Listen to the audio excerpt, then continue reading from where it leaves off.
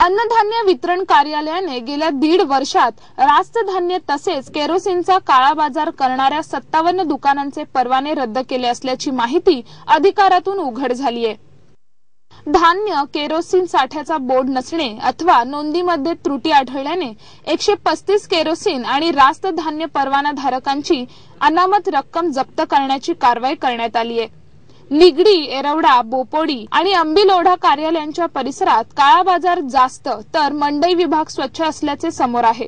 Kerosene धान्याच्या वाढत्या काळा बाजाराच्या पार्श्वभूमीवर शहरात अन्नधान्य वितरण कार्यालयाच्या भरारी पथकामार्फत तपासणी करण्यात येत आहे। पुरवठा विभागाने 2011-12 या वर्षात शहरातील 8 परिमंडळ विभागातील 29 केरोसिन आणि 27 रास्त धान्य दुकानांची अनामत रक्कम जप्त केली होती, तर 27 केरोसिन आणि 30 रास्त धान्य दुकानांचे परवाने रद्द केले।